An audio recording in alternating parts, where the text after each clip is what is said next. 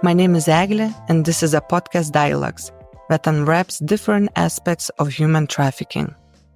This time, I want to invite you to a dialogue with Executive Director of European Network of Migrant Women, Anna Zobnina, who has over 15 years of experience in the area of feminist analysis of male violence and discrimination against women and girls, sexual and reproductive exploitation, SRHR, EU and international human rights policy work, research, training and advocacy, women's empowerment, with a specific focus on migrant and refugee women. And knowing already from her extensive experience in this field, I invited Anna to this podcast to share her expertise on the realities migrant women face in Europe, whether they are EU migrant or non-EU migrant, how human trafficking affects migrating women, and what legislations we need or already have within EU that fight human trafficking and protect women from vulnerable groups.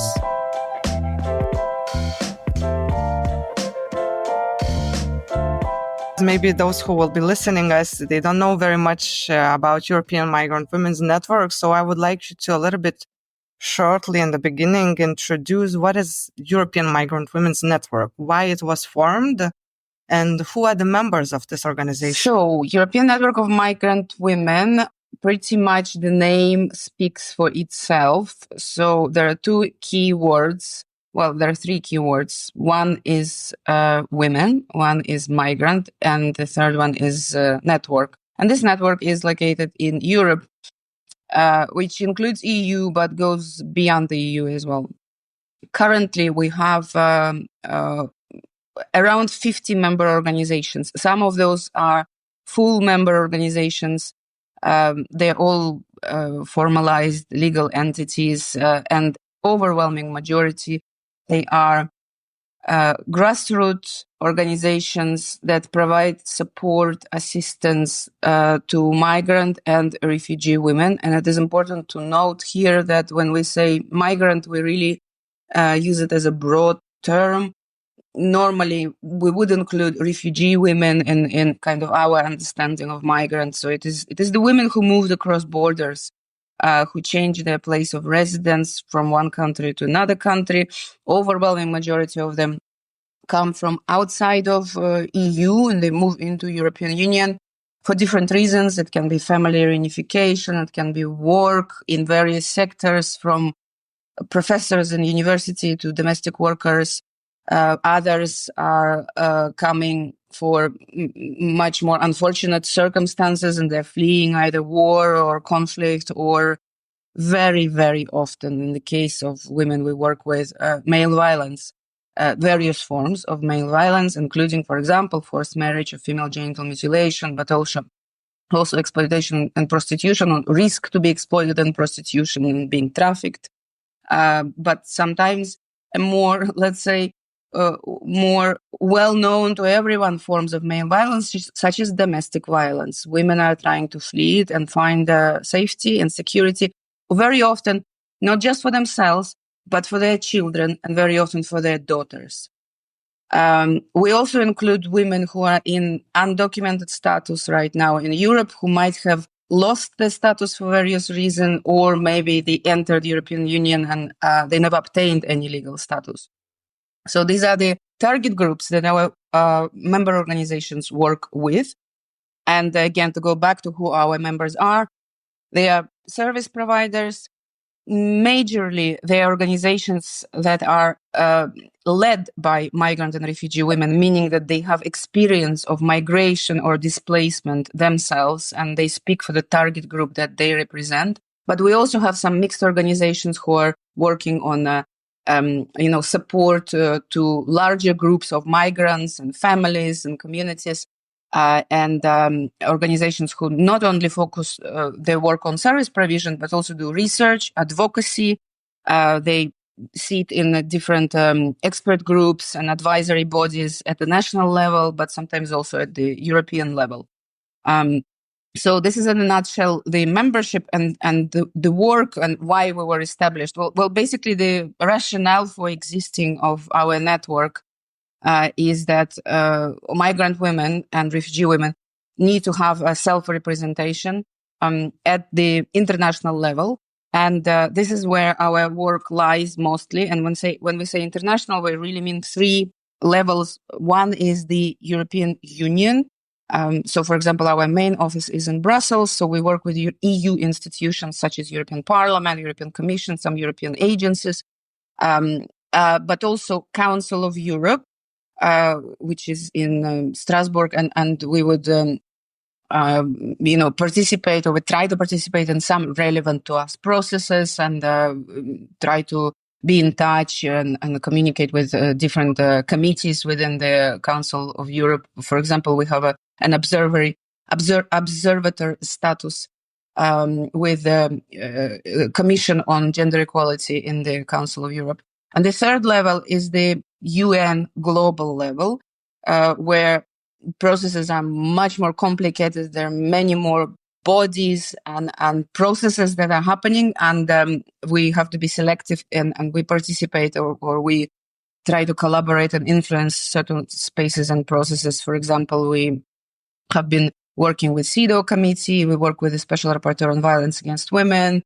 We had in the past also interaction with the Committee for Racial Discrimination. So different treaty bodies that are attached to different conventions and overviewing the implementation of those international instruments and core human rights treaties.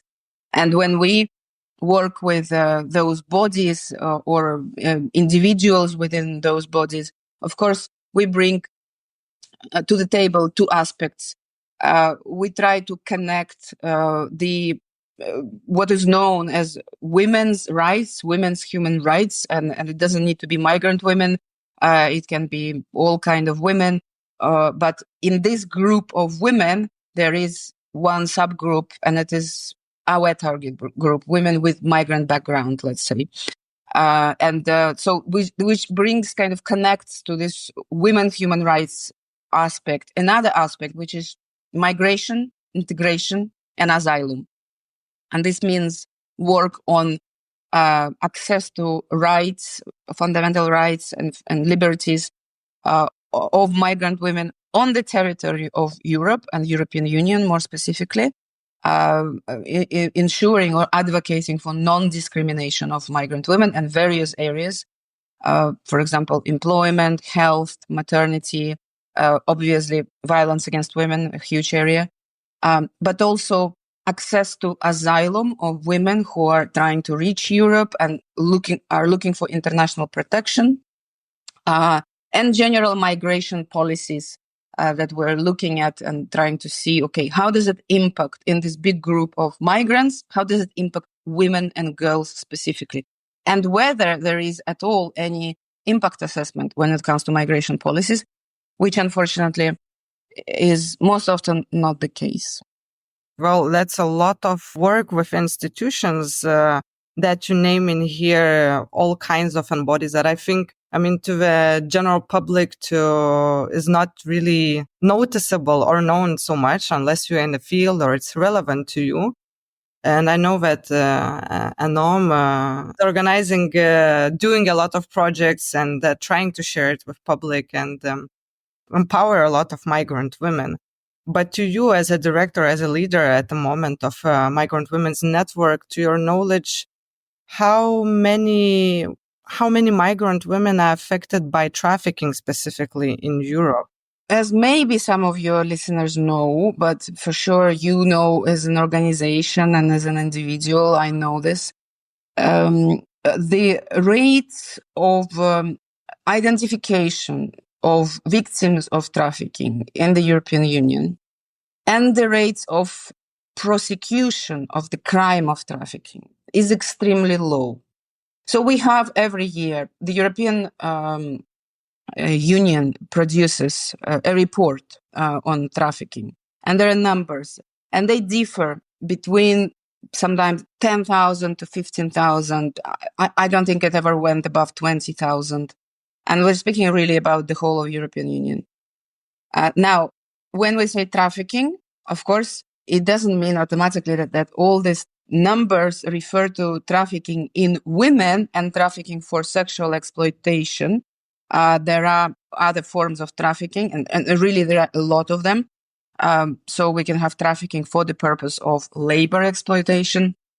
Obviously, in such industries as agriculture, it's quite common. Which is growing now a lot. We saw even the latest statistics, I think of 2022, it's almost near the same as sexual exploitation. Yes, and this is an interesting issue to look at, because we are always interested in the way victims are identified, how, let's say, in trafficking, the most common way of identification of victims is by self-reporting.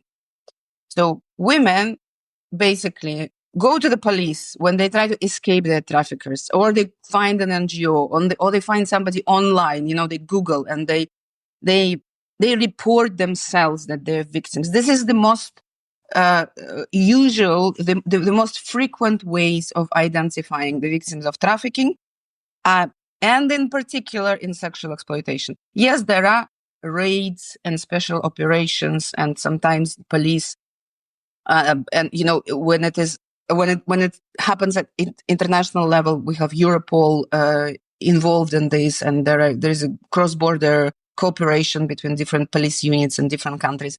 It happens, and sometimes they uncover and expose and manage to catch like a really significant criminal network that operates not just in Europe, but they would start, for example, in Nigeria, and then they have links. You can find those guys in Romania, and then in Italy. Very often it's connected with migration routes, but it doesn't have to be. But statistically, this is not the major path to identification of victims. When we look at where do victims come from, it is self-reporting, which really poses a big problem. Generally, how well victims are identified, how well they are identified in different contexts of different regulatory frameworks of different, let's say, industries where exploitation can occur. And so going back again to this categorization, different typography of trafficking, so we can have labor exploitation, agriculture, hotel industry, fisheries. There are pretty straightforward ways of interfering when a state interferes and has a possibility to identify traffickers, trafficking cases and trafficking victims. And this is because those industries fall, strictly speaking, under labor regulations. So if you have a farm, if you have strawberry field that you cultivate, if you have a hotel, you cannot be exempt from certain labor inspections or some other legal and state the frameworks that regulate the standards of labor. And in this process, it becomes easier to identify victims of trafficking. Usually, if there is trafficking, it is followed by exploitation. So those people who are trafficked, their documents are removed, they don't have proper working hours, sometimes they're not paid or paid very little, they don't have freedom of movement, and so on. So it starts with identification of severe forms of exploitation within which then it becomes apart, this person was also trafficked from another country. Now, when it comes to women, one big sector where women find themselves to be trafficked into and exploited in is domestic work. And domestic work in Europe and all over the world is not regulated in the same way as other forms of labor. In fact, in some countries, for example, Cyprus, but it's not just the case of Cyprus, the domestic work is exempt from labor regulations as such. And what does it mean? It means in those countries, this is particularly prevalent in the Mediterranean, domestic work usually means that a person lives in the house of employers. The house of employers is considered private space. You cannot just, the police or labor inspection cannot just knock on your door and start checking, all the whether the labor regulation is properly enforced. It would require, a special order and evidence and all those details. So those private places, it's a family home It's a private household. It is protected by privacy laws. So this is one very big barrier to investigating or identifying victims of trafficking in these settings. And they are in overwhelming majority are women. And of course, they're migrant women. The second point is that because they are migrant workers very often, this also places them in some temporary, so they might have a very different way the contracts are written. The contracts normally would be overviewed by the Ministry of Labor or its equivalent. But in the case of domestic work in many countries, we have those regulations and those contracts sitting under Ministry of Interior and Migration Department, who are not experts, and it's not their business to be enforcing labor regulation. Their business is to control migration, to control that there are the illegal migrants, as they call it, and of course, they're not really controlling employers in a way they comply with labor regulation. It's totally out of their scope. So this creates a huge kind of vacuum. It's a really legal vacuum for not monitoring not only exploitation, but the cases of trafficking within this exploitation in domestic work. So, and this, I wanted specifically to make this category of trafficking clear because it is very often overlooked for this reason. We don't have enough identification in the area of domestic work. And then we have other forms of trafficking. We have trafficking for organ harvesting. It's entirely different form of trafficking. We have trafficking for forced criminality, so begging, for example, or maybe selling of drugs. And very often children get trafficked for this purpose. And then a huge area of trafficking for the purpose of exploitation and prostitution or sexual exploitation. And here, the numbers remain steady, that between 70 and 90% of victims of trafficking for sexual exploitation, they remain women and girls. And this form, until, as you said, very recently, was the most prevalent form of trafficking among the identified victims in the European Union, but also globally. Now we have a new emerging trend, which we are not prepared to take for granted because we know that how statistics are based on what data you collect. So, yes, it's true that in the latest European Union reports, the numbers of labor exploitation, trafficking cases have grown quite dramatically by around maybe 10%, and which brings it close to sexual exploitation. What is also important is that not all the cases of trafficking are trafficking of persons or women, in our case, that come from outside of the European Union. This has been the case for many years, that we have strong movement, forced movement, trafficking of women in particular from Eastern European countries of the European Union into countries like, it can be Southern Mediterranean countries, but like Italy, for example, or Spain, but also very often Nordic countries and Central European countries. It can be Germany, it can be Austria, Belgium. So, for example, in Belgium, in the that legalizes prostitution, it's another conversation. But because the prostitution is legalized, and it's very exposed, so you have the whole areas with so-called red light district, like in Amsterdam, women who are there in those windows, and the overwhelming majority, they're women actually from Eastern Europe. There are a lot of Romanian women, there are women from Hungary, and then there are women from Brazil and Nigeria and other countries. But Eastern European women, and also this includes women from Ukraine, are quite a big portion in those women who are exploited in prostitution. Wow. Yeah, it's. I think it's very overwhelming reality that really for a majority is hard to process if you're not a migrant yourself, because you can't even put yourself in those shoes. I was just, while you were talking, I was thinking as a migrant woman, if you end up, in a situation where you, for example, you're a domestic worker, like you were giving an example, or, working in strawberry fields. I'm giving very, stereotypical, maybe general examples, or even, you're being, sexually abused by your employee, supposed employee, and you're a migrant, or even worse, undocumented, or have a complicated situation with your migrant status. It's very hard to go to the point that you will self-report yourself. So you're not sure even if you can do it because you will expose maybe yourself to danger.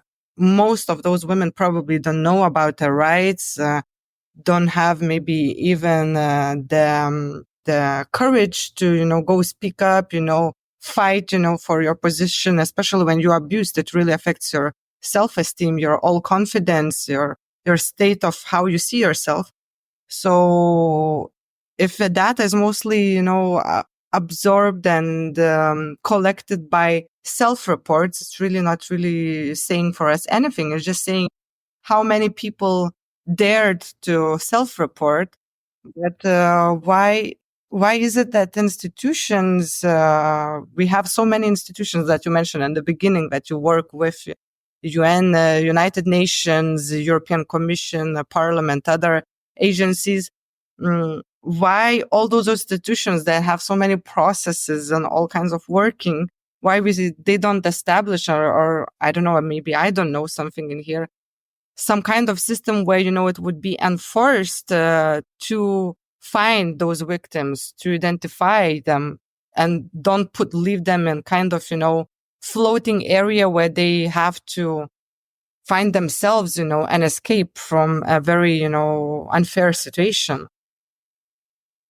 Yeah, it's a good question, to which I don't have a very clear, clear-cut answer, because it is a question for us as well, of course. But I have some theories and some hypotheses about it.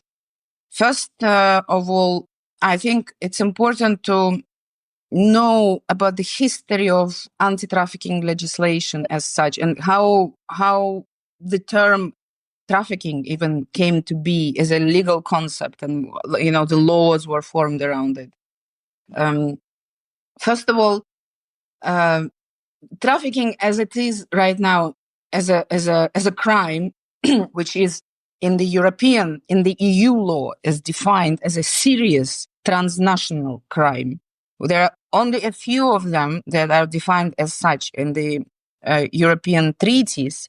And this means that it is a type of a crime on which European Union can legislate. Because European Union has limited powers, some things it cannot legislate on. Only member states can produce laws. But trafficking and sexual exploitation of women and children were recognized at the time of the foundation of the European Union, or when they were amending the treaties, as a crime of serious nature that is transnational, but not in the sense that because it is trafficking that people are moved across borders, because trafficking doesn't need to happen transnationally. According to European law, it can be internal. You can traffic a person from one neighborhood to another neighborhood of the same city. But it has a transnational dimension. That means it affects all the countries in the European Union, and it requires transnational cooperation and the harmonization in laws in order to address and resolve this crime. Together with, for example, terrorism or cybercrime and money laundering. So those are serious crimes of transnational nature written into EU treaties, and European Union has the right to legislate. Based on this, the European Union produced in 2011 a directive on trafficking. And this directive is applicable and it must be enforced by all EU member states. And then the European Commission can come and check, are they enforcing it correctly? Are they respecting what is written in the directive? If they're not, what kind of steps European Commission needs to take? we have some powers with the Commission, for example. They can impose certain sanctions, or it never came to this with regards to implementation of anti-trafficking directive. But there are certain powers that the European Union can exercise, or European Commission. But what is written in the definition of trafficking in the EU directive? It is practically a copy-paste from the Palermo Protocol. And Palermo Protocol is the international treaty on not treaty. Yeah, it's called a protocol. So it doesn't have the same status as a treaty, but we have a convention on transnational crime, and there are different types of crimes. And one protocol is called Palermo Protocol, and it is specifically on trafficking. It was adopted internationally in 2001. And so the EU directive kind of borrowed the definition of trafficking from the Palermo Protocol.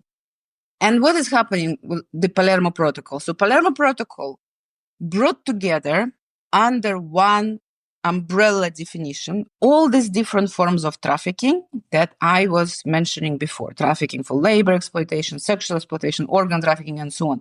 And in fact, it is an open-ended list because there are always new forms of trafficking that emerge. So, for example, now there is also digitally facilitated trafficking because we live in a world of internet, and a lot of crimes happen on internet and with the help of digital technologies. So it's an open-ended list where different forms can be added, which makes it quite difficult to identify the victims and to even define who the victims are sometimes. So on the one hand, the attempt was to harmonize and bring together this crime that involves the movement of persons from point A to point B with the purpose of exploitation, and with exploitation happening in the end, which can amount really to forms of slavery, to bring it together and to try to create a coherent framework that would address this type of crime. What happened as a result of this is not exactly what was intended, because different states started implementing it in different ways, and they started mixing together of all forms of exploitation and producing the same methodology and the same laws addressing different types of trafficking. And the problem here is the following: that, okay, there are certain elements that are similar. A person is moved from point A to B. There is a third party involved. If you have trafficking, there must be a trafficker. So it is someone who thought about, finding you in a vulnerable situation, usually deceiving you, or maybe forcing you, or maybe giving you some false promises of employment or something else, moving you from point A to point B. That can be also sometimes, it can be a really brutal force, and somebody maybe put in the back of the truck and brought across the border. But sometimes women travel themselves, and they buy tickets for them. So it's kind of almost voluntary movement, but it is under deceptive conditions. And then there has to be a plan, some kind of plan for exploitation as the victim arrives to the destination. So there are those elements. They are the same in different types of trafficking. But when it comes to the final users or consumers or clients of those who are exploited, or those things that those exploited persons produce, and when it comes to the consequences, including psychological, physical, sexual consequences on the victims, and the power dynamics that happens between when a victim is a woman versus when a victim is a man. And also, so consequences will require certain treatment and certain assistance, and also identification. All of this is very different when we speak about different forms of exploitation and different victims. And really what I mean here is women and men, or boys and girls. And one very concrete example, there is a dramatic difference between somebody, a man, being trafficked to work on to plant tomatoes or potatoes, held in a horrible condition without the freedom of movement, the documents withdrawn, and the woman who was trafficked to keep her in an apartment to be raped on a daily basis by a certain number of men, potentially being pregnant from their rapists and potentially needing an abortion and maybe not having an access to abortion. So there's a whole chain of consequences. And of course, we know that sexual violence has very specific consequences, including bodily dissociation, severe post-traumatic stress disorder, and so on. And so what it means that as long as we operate with in mind with this understanding of trafficking as a mixed form of crimes and mixed forms of exploitation and all sorts of victims, we will never be able to produce targeted, coherent, and really needed responses in terms of identification of victims.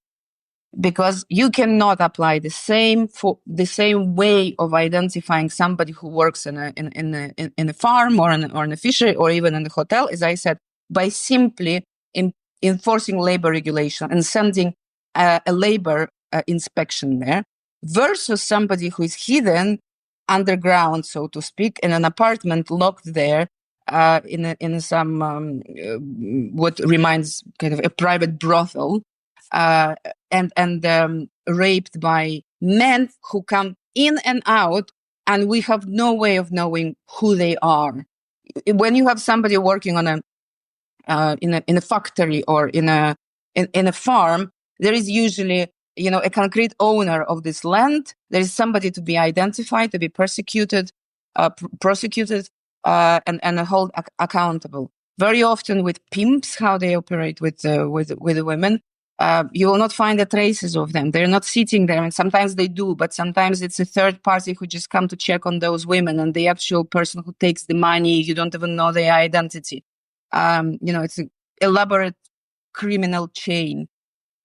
So yeah, it's kind of maybe not a direct answer to your question, but in terms of why don't we have all of those bodies and laws and good intention to identify the victims of trafficking, but because trafficking is such a broad umbrella term, there is little kind of targeted measures. They're very often very mixed.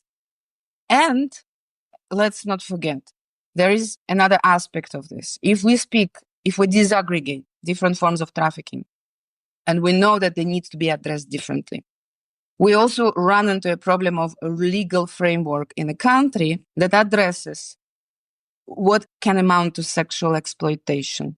So if we go to Sweden, we go into a framework where it doesn't matter if you're a victim of trafficking or not.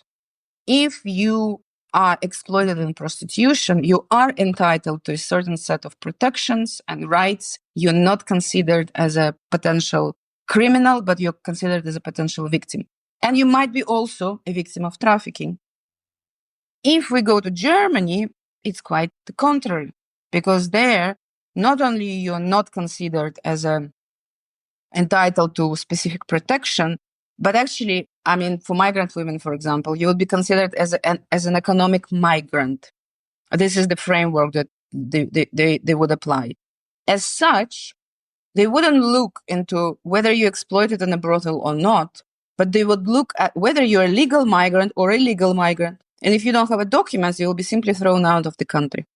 So there is also, we need to take into account that anti-trafficking laws and regulations and the way they enforce, they don't exist in a vacuum. They exist in the interaction with other legal frameworks. And in most contexts, the other legal framework are entirely unsupportive towards proper implementation of anti-trafficking laws, which are not satisfactory to start with. But okay, if you have an anti-trafficking law, but if prevailing framework is how we're going to get the illegal migrants out rather than support the victims, then this is what's going to kind of make the show and set the rules of how victims of trafficking are treated. And we have cases like this. We have many cases that women are deported who are victims of trafficking, clear-cut cases of trafficking, but they are treated as economic migrants who came to earn money and become rich and stay illegally on the territory of the state, and they're just deported without even opening the case on trafficking, which by the way is also complicated, because very often, even though this shouldn't be the case, but very often it requires collaboration of the victim. And collaboration of the victim, meaning not just saying that, yes, I was exploited, but name your pimp, tell us the names. They have to really denounce their perpetrators. And here we enter into another conversation of why women are not doing this. There are millions of reasons why women would not want to expose their pimps, especially if they're migrant women. We have very generalized works that do not work because even though, as you said, there are certain, aspects that make all of those forms, connect into one trafficking, but in reality, they are very specific. Can't apply the same theory or methodology of solving the problem, of organ trafficking and prostitution, for example. Or if we even compare, again, the final clients or consumers. Let's say somebody was trafficked to, I don't know, any EU state, and they're producing something that will be sold. So they make a product. It's a product of basically bonded labor or slavery, which was the result of this person being trafficked. And then you sell it on the market. What are you going to do? You're going to criminalize every person who buys this produce, this tomato, this strawberry. The people have no way of knowing. And this is ultimately not the responsibility of the consumer. When we go to the market, there's no way of verifying. We try to be ethical consumers and we try to read the labels, produced ethically. But in reality, those labels are very easily attached to the products. And, when we buy coffee or elements that in our phones, we know that some of them come potentially from countries where there's child labor used to produce those elements. So, but this here, it makes it extremely complicated to prosecute the final consumer of the product made made by a person who was trafficked. When it comes to prostitution, it couldn't be simpler, because this guy, and it is most of the time guy, 99.9%, is there coming to use the person. There's no intermediary product. The person is not removed from her sexuality. And what this guy comes to consume is a whole person, her body, but also her as a woman psychologically, because very often it involves, power ties on behalf of those guys and humiliation and degradation and sadism. And it's not just about sexual body of this woman. It's about her psychological reaction to what is done to her. So it's very easy. It would be very easy to say, well, once you catch a guy like this, he should be persecuted. And yet, even in these conditions, in some countries, so until recently, we had an amendment of the EU anti-trafficking directive done just a few months ago.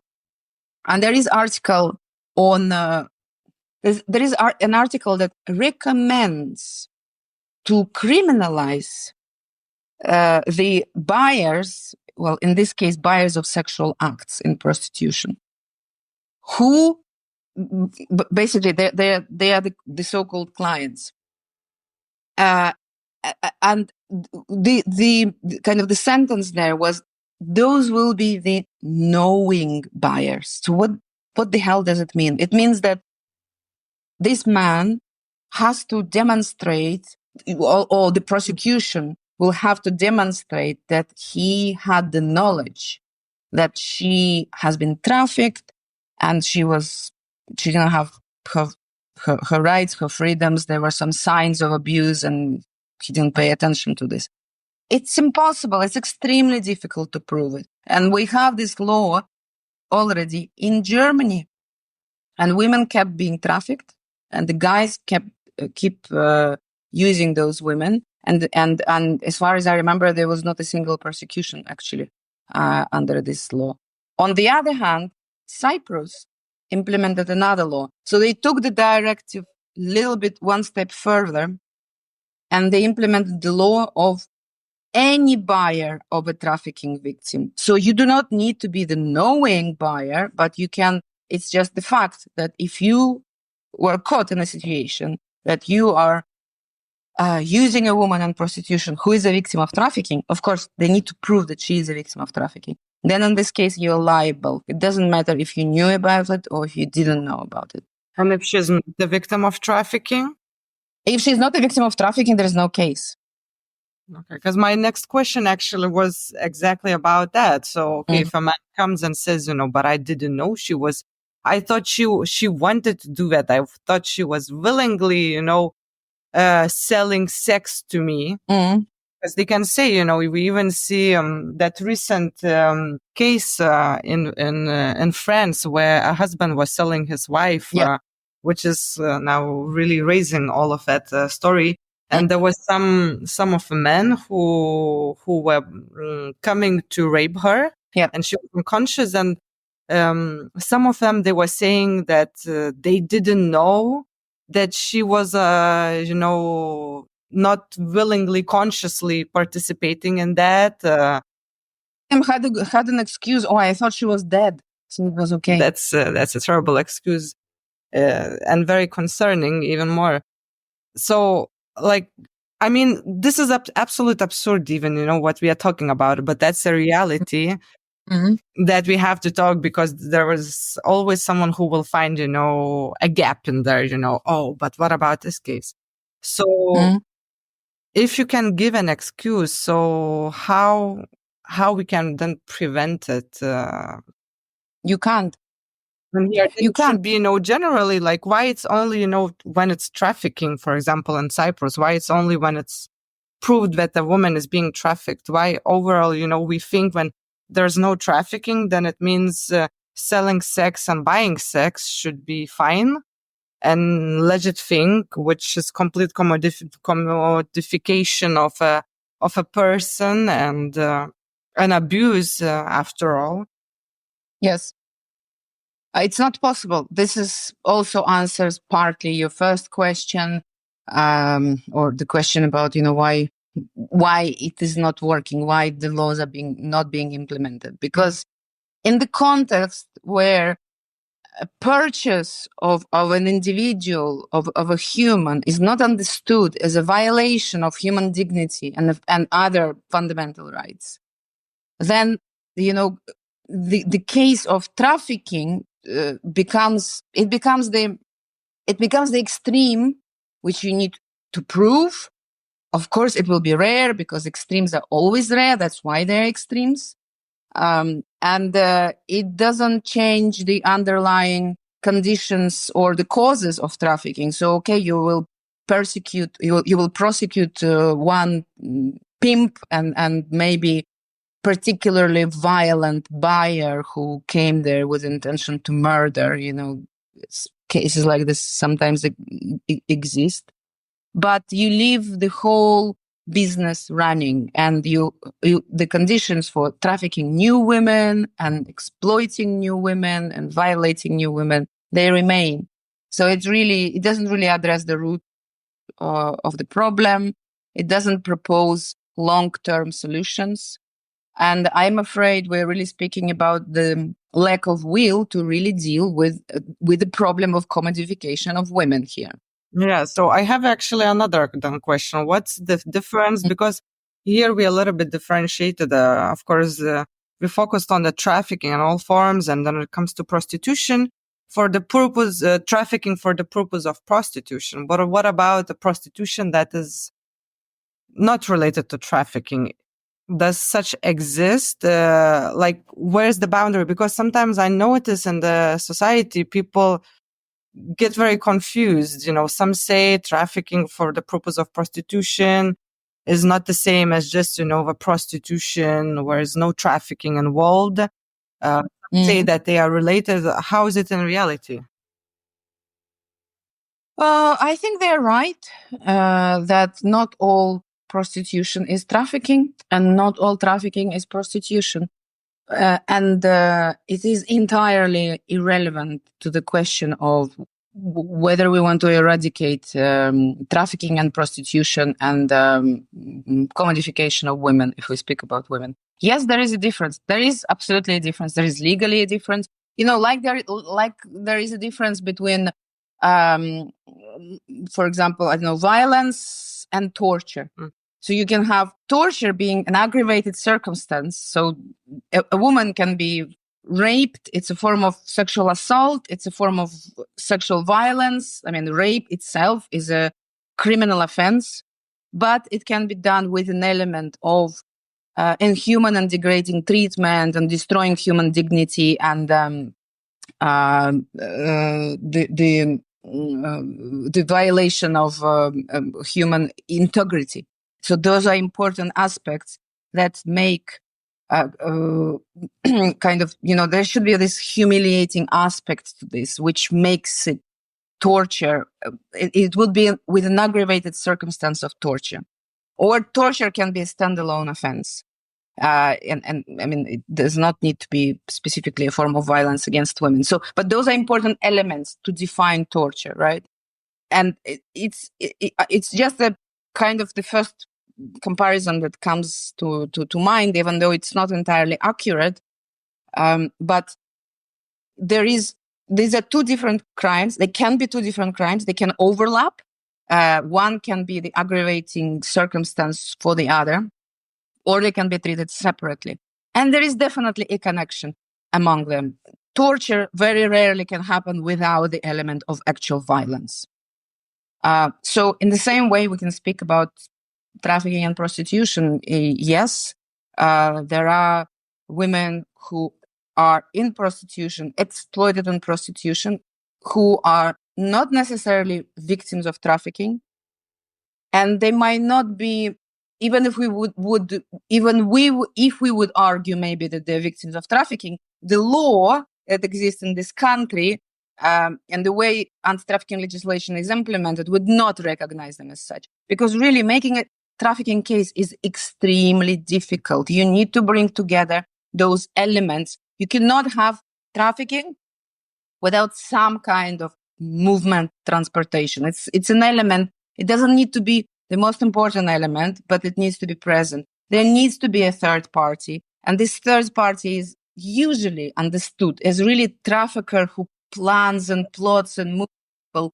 But in prostitution, sometimes you have what they call those so-called lover boys, husbands, family members, friends. It's very, you can have this participation and pimping in very different forms. And it is not seen as a kind of a clear-cut case of a trafficker.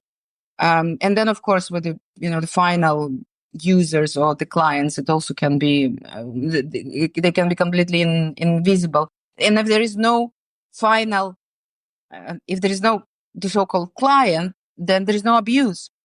Because, okay, she was transferred, she was brought there, but if there is no exploitation happening, and this exploitation in case of prostitution is perpetrated by specific individuals, by specific men who do it.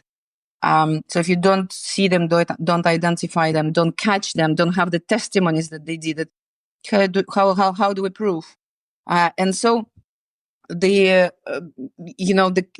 connection between prostitution and trafficking, it is undeniable. And I think even proponents of, for example, legalization of prostitution and treating it as a job like any other, which is not the case with our network. We treat it as a form of violence against women. But even among the proponents of this model on prostitution, there is a recognition that, yes, there are links between trafficking and prostitution. Nobody denies this. And it's difficult to deny it when we do have in every single law on trafficking, because one form of exploitation we know, and it's a big one, it's sexual exploitation. So it's exploitation and prostitution.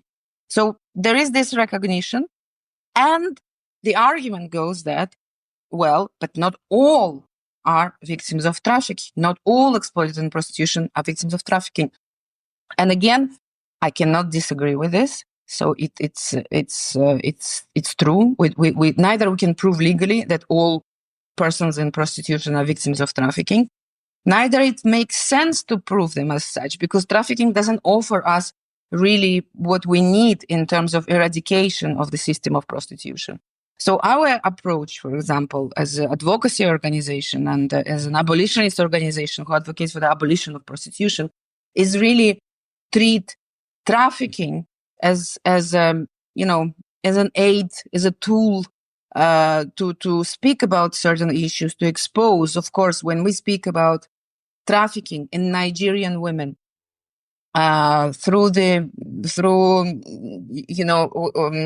Libya and then going to Italy, and then they bring them all over Europe, it's a very clear cases of trafficking that involves really international criminal networks, that involves severe forms of violence on the way to Europe, slavery, selling women on the way, subduing and raping and psychologically kind of repressing the women. But these are extremes. And, for example, in case of Nigerian women, it also allows us to argue legally that we know in some areas in Nigeria, there are certain villages where the whole village has been trafficked. I mean, the female population. There's almost no women left because they all have been trafficked into prostitution. But we also have such cases in Romania. There are some villages that have been wiped out because all the women, they left. Where did they go? A lot of them have been trafficked, or they moved themselves, but on the way they were recruited by traffickers, and they end up in brothels, in small and bigger brothels. So this phenomenon exists, and we can argue, for example, for Nigerian women, that actually women as such from Nigeria are at risk of persecution. This is a form of persecution in our view. It's a very serious form, a very serious crime. It's a crime. It's under international law. It gives us connection with the Refugee Convention to argue for the international protection status. Because if you're a girl growing up in this area in Nigeria, you're automatically at risk of being the victim of trafficking. You will be targeted by the traffickers. And as such, we argue that we actually do not need to go into this elaborate investigation of, what was the purpose, how you were recruited, did you have a choice, did you not have a choice, were you deceived, did you have enough information, were you in the position of power or vulnerability, how you were transported, how many men exploited you when you arrived to Italy. These all, in our argument, can be left outside. We can investigate it. But the point is, if you're a girl under these conditions growing up in Nigeria, you are at risk of persecution. And the persecution will be sexual exploitation, which is systematic and grave. It doesn't happen just 1, 2, or 10 women. It happens with thousands of women. Just in the same way as we argue for Afghanistan right now, it doesn't matter if you're a rich Afghan woman, if you're a poor Afghan woman, if you're from Kabul, if you're from Mazar, you, under conditions of a current regime of the Taliban, is a victim of systemic persecution as a woman, because you're fundamentally stripped of all of your rights as a human being. So you see what I mean? In this sense, trafficking gives us some argument when we speak about really systemic big cases of transporting, trafficking women globally from one place to another. And then we bring in the Refugee Convention to help us to say these women are entitled to international protection. But that's about it. If we really want to address the root causes of why these women are trafficked and why they're actually men who go on the street and say, oh yeah, this girl, she looks like 15. I think that's a good one. I think I would like to have sex with her. This is not about trafficking. This is not about how women are persecuted in Nigeria. This is about men having a particular mentality that makes them entitled to having unlimited or paid sexual access to women. And in this case, the women will be the most vulnerable women, trafficked women, homeless women, women who are single mothers, and so on and so forth. The women with disabilities, the list continues. Migrant women, they are the majority of sex trafficking, according to those only statistics we have, right, in Europe. Migrant women, statistically, if we speak about trafficking of identified victims in the European Union, actually the majority right now they're migrant women, but from European Union. They will be trafficked, but within European borders. And I don't remember exactly the numbers, but it would be something like 53%, 53% they are trafficking victims within the European Union. And then 48% are those who came from outside. But you see, this is again, we're going back to this problem of trafficking and mixing all forms of trafficking, because they give us the number for overall trafficking. And then we have to disaggregate it, sexual exploitation, women and men, and then the numbers can differ. Yeah, and I was wondering actually here, I wanted to ask you, why migrant women overall are majority of sex trafficking? Like, is it related? Is this an issue of migration, or is more deeper rooted? You don't become vulnerable to trafficking per se because you decided to change a country. Unfortunately, this is very often the case, but the very fact of you taking a decision to move somewhere or just, traveling, let's say, from one country to another, without other circumstances, without those guys who want to traffic you and who want to exploit you, you can just as well, very well, arrive in another country without being exploited or trafficked. So it's a vulnerability factor, and the fact, of course, that there is much bigger global, let's say, movement of people and huge displacements, of course. The fact that we have so many million women from Ukraine being displaced and being completely left without, no social protection, no networks. They don't speak the language. They don't have a job.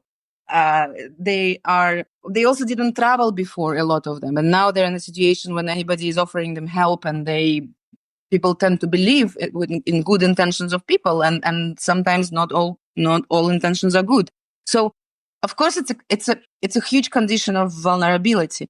But again, we can also say a woman with disability per se is vulnerable. We can say an elderly woman is vulnerable. Without a doubt, an elderly woman is that. So why do we not have so many elderly women exploited in prostitution? Because it's a condition of vulnerability. Why? Well, the answer is simple. Because men who go to buy sexual acts from women are not particularly keen on old women. They want to have young women on the market. So you see, there are. It's on the one hand, we can speak that migration and, of course, movement from one country to another, especially if you don't have means, if you don't have money to pay, if there is any problem with your document, you don't speak the language, it is a situation of vulnerability. But there is never, the situation of vulnerability needs to be abused by someone. So the main root cause is not migration, it's not disability, it's not age. It is the fact that there is an abuser, a perpetrator is there, and this perpetrator will target you based on identified vulnerability. They're very good in identifying those. Now, of course, we need to take into account also the way how, let's say, the migration routes that we have. If you have women, single mothers, moving and being stuck somewhere in a forest with a huge amount of men who are also migrants and they're also looking for better life. But, we don't have a screening tool to say, who is a good man, who is a bad man. And men do not leave their patriarchal luggage back home when they migrate. This is what is the truth about migration. So it doesn't matter actually if you're Belgian man, if you're this man or that man, there are always men who want to exploit women. And we know it statistically. So if you place women on these mixed flows of migrants and in situations like boats and forests, completely unhygienic conditions, the conditions when there are no separate bathrooms and toilets, where they have to sleep together, you are breeding the circumstances for abuse, particularly for male violence. And if you also have a lot of men who are very frustrated, they want to cross the border, they are, they don't have means of even to buy food sometimes. We know what's going to happen. It's going to happen as this frustration that men experience is going to be taking on women. And if they have nothing to sell, and if they have no money, but then what are you going to sell? We have it also in countries like, affected by severe poverty. What do they sell right now in Afghanistan? What is on sale? It's girls. Girls are sold, not necessarily in prostitution as such. Prostitution is taboo, it's banned. They're sold for forced marriage, which is another form of prostitution, right? At the age of 5 or 9 or 14. We know that when there's no money, women are the commodities. Women and girls. And women are tools for trading and power relationship, can be between families, between the communities. So it is, it's a huge mess that happens on the migration routes, and we have women there, and we know we don't need actually a research to tell us. We know if there is war, if there is conflict, if there is situation of mass mobility of people, women will be affected. They will be discriminated, violated, with a huge risk of being trafficked and sexually exploited. Yeah, because their values come from with patriarchal, perception, and that's what leads to certain decisions being made. Because you don't hear about boys being sold for marriage. There are sometimes arrangements that family make arrangements with boys, but it is really what is really. I don't think boys are treated in the same way as valuable commodity or where you can exchange for money. And of course, it also comes from the fact that girls have no value. I mean, girls are. That's why we have the dowries, right? So I marry you, and there is a payment coming together with it, with an understanding that woman will not produce money. She will be kind of a burden on the family. Her only function is to serve the family and to produce babies. But they're treated as a different value as a society than boys. I was wondering when we talk about migrant women, and your network is European network of migrant women, and you mention all these women, from Nigeria, Afghanistan, who migrate to Europe. And I was just thinking maybe for quite often it can be, when we talk about migrant women, we don't even, realize that there are migrant women who migrate from European country to another European country. And there are those who come from outside Europe, and they have, even here, we have very different conditions that women will face.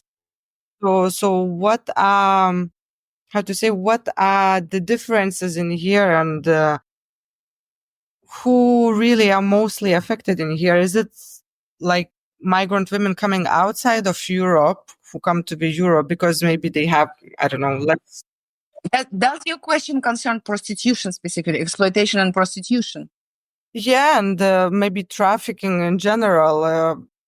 Maybe more and more here concerned about migrant women overall, like when they come to Europe and face, whether it's prostitution, whether it's prostitution for the trafficking, who that came through the trafficking.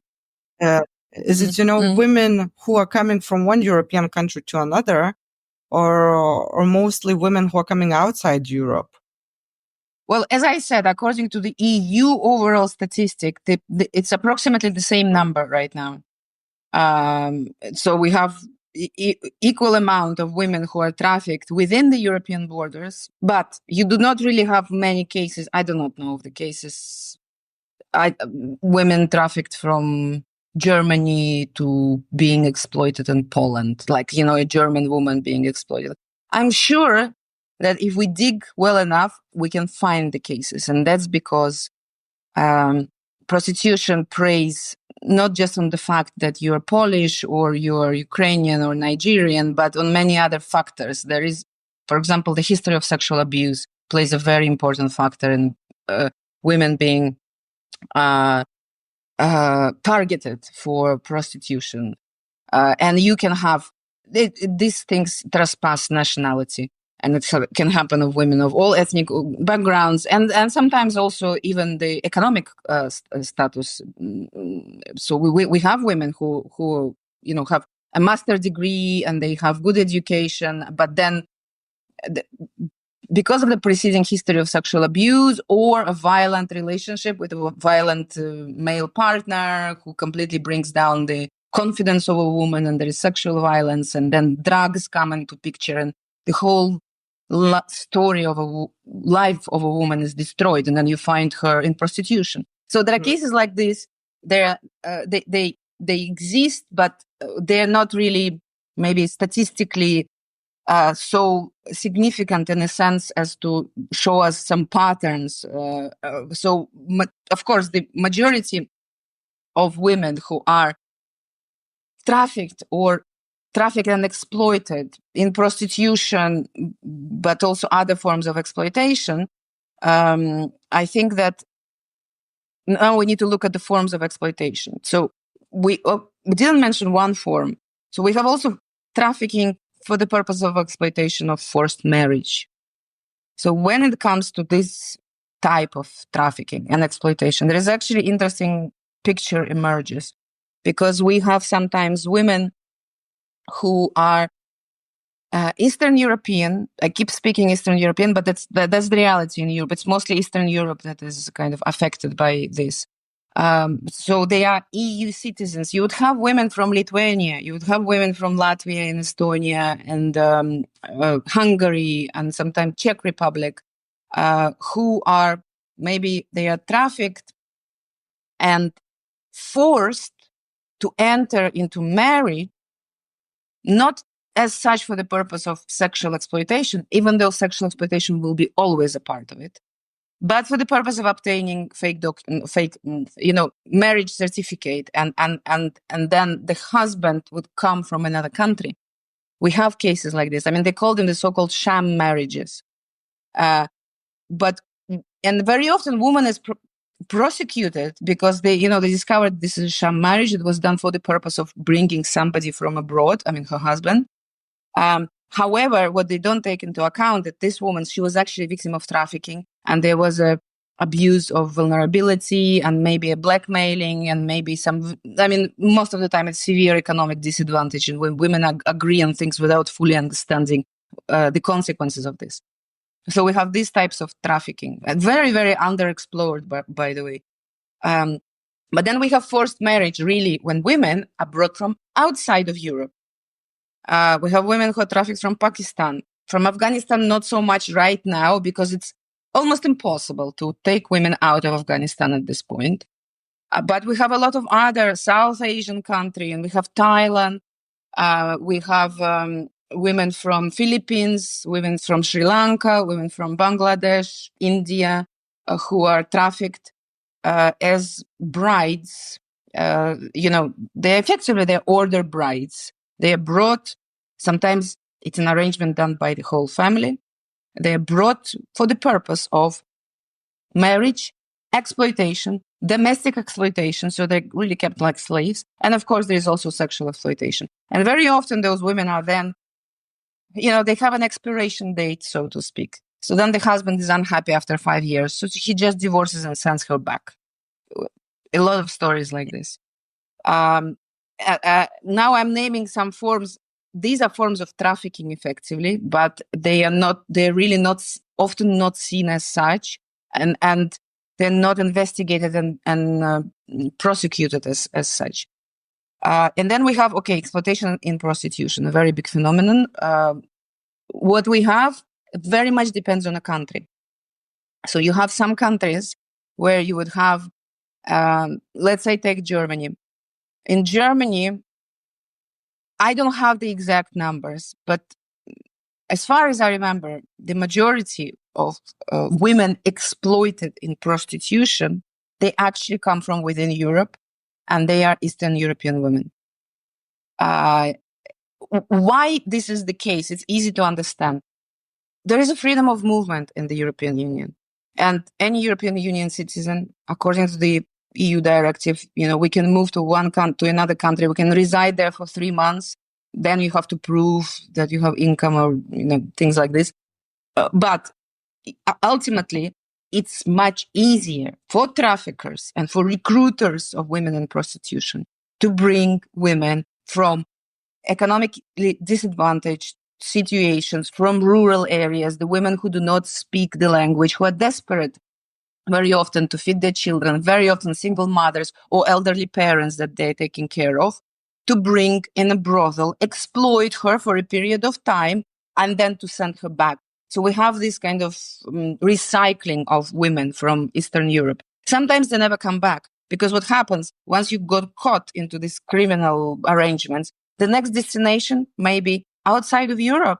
The next destination for some Eastern European women can be Saudi Arabia or Jordan or Israel or Lebanon, with some of the Middle East countries, and some of these women just disappear, and we never hear about them. So the phenomenon of trafficking women into prostitution from Eastern Europe is very, very real, very strong, and very lucrative.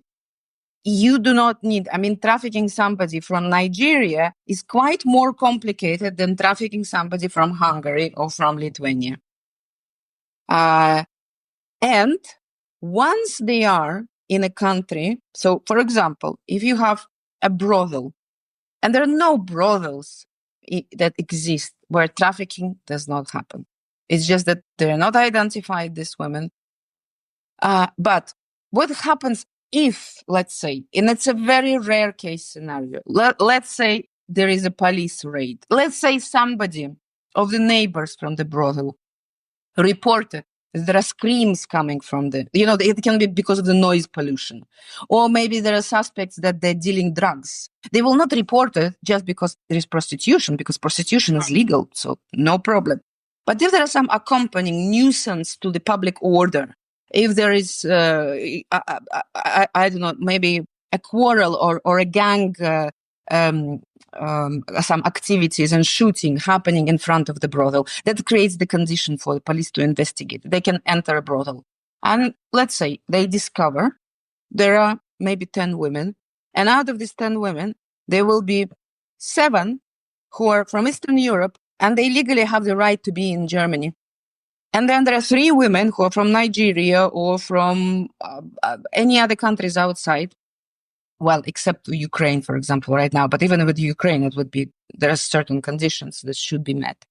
They don't have documents. So what do you do with those women? Nobody's going to investigate if they are exploited, if they were abused, if they were raped. What they focus on? Her legal status. So she's going to be deported.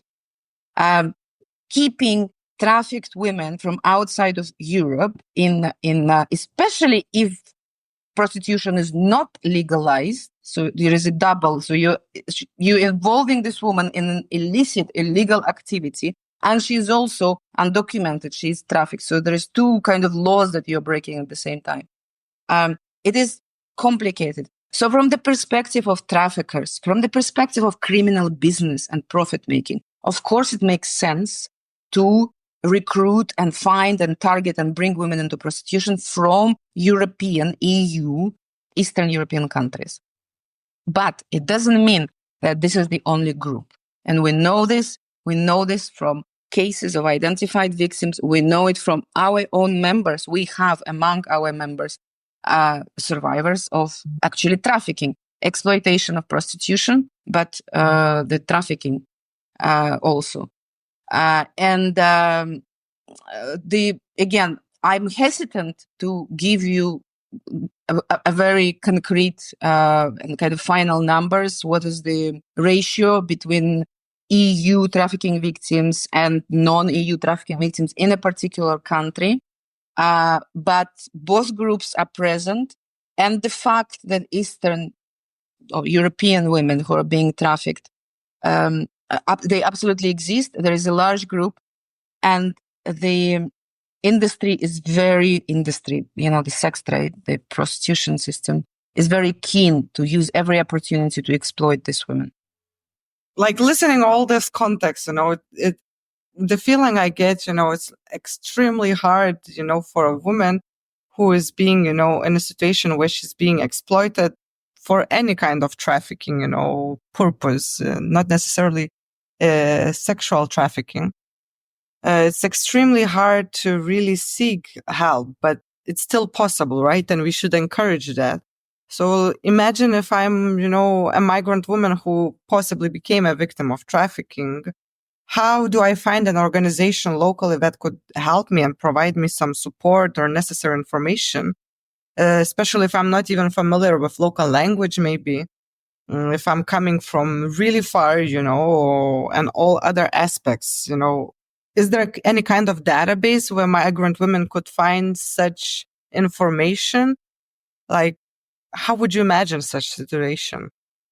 Well, a database there are a lot of organizations. For example, on our network webpage, we have a page with service providers and crisis centers and kind of anti-trafficking organizations that we listed specifically where migrant women can seek help. In fact, we did it at the time of the start of in February 2022. When Russia invaded Ukraine, and of course, we knew that this is what was going to happen. There will be huge exodus of women and huge risk of trafficking. And we were just trying to create materials and kind of systematize the knowledge that we have about such support that Ukrainian women in particular could seek. Of course, now that I think about it, we should have done it much earlier because it doesn't concern only Ukrainian women. It concerns all migrant women. It's good to have a page like this. But not all migrant women, not all refugee women or trafficked victims know about our network or about other organizations.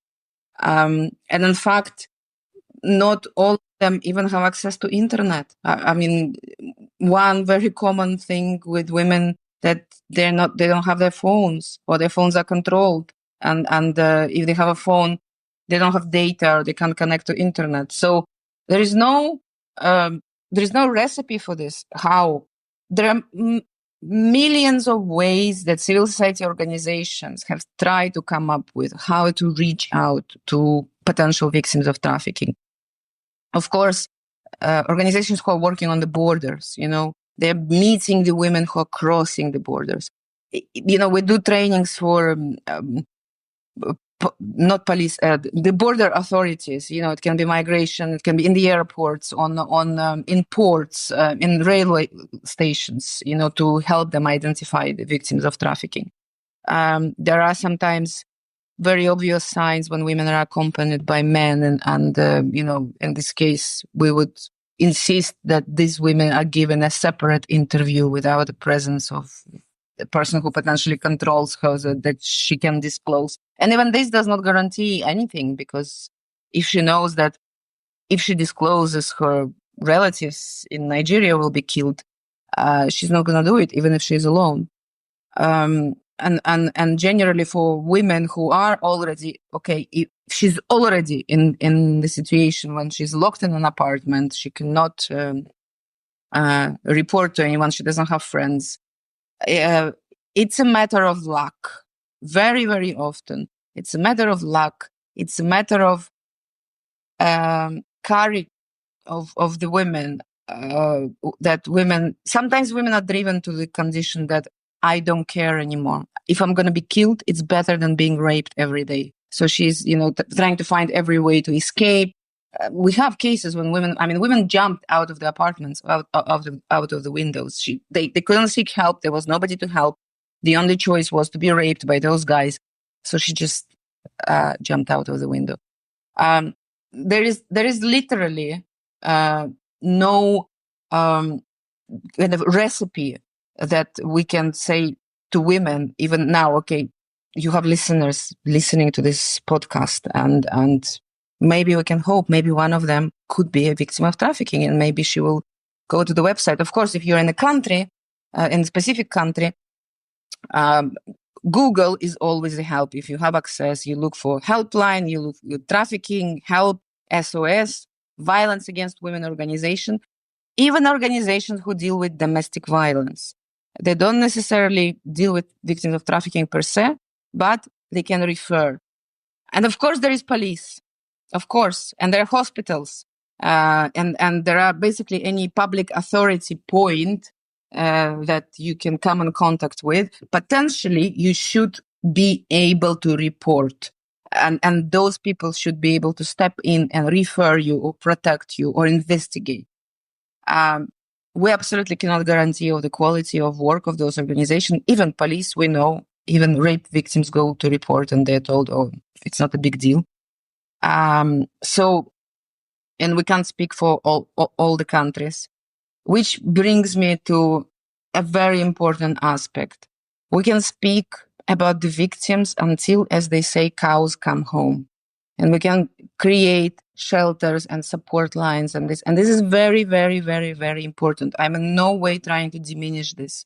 But if we do not address the two other actors in the system of prostitution, which is one is the third party, the pimp, the profiteer, the exploiter, and those men who are seeking actively those women, for whom those women are supplied, we will be just recycling the victims. Those helplines will be there forever, and every day we will have new victims calling them. What we need is a much bigger systemic change to address the root causes and to address social norms, to stop ignoring that this is an actual, real problem. And it doesn't matter if you're a migrant woman, because if you live in a society where men feel entitled to buy women, today it is a migrant woman, tomorrow it will be your own daughter or it will be you. So this needs to be addressed. And of course, the men, they need to be punished because that's the only way that actually works. If there is a consequences, like for any other crime, if you steal something that doesn't belong to you, it's a crime. So in the same way it should be treated, that violating women's bodily integrity through buying sex with her, so-called, it should be treated as a crime.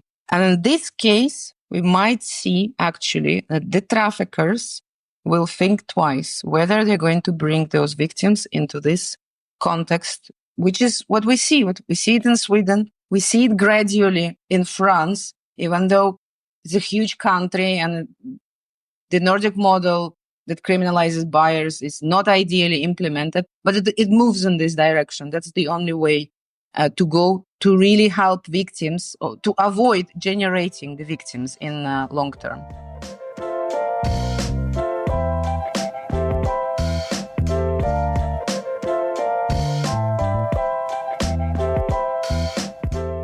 Thank you, Anna, for a deep and important dialogue you shared with me today and with all our listeners as well.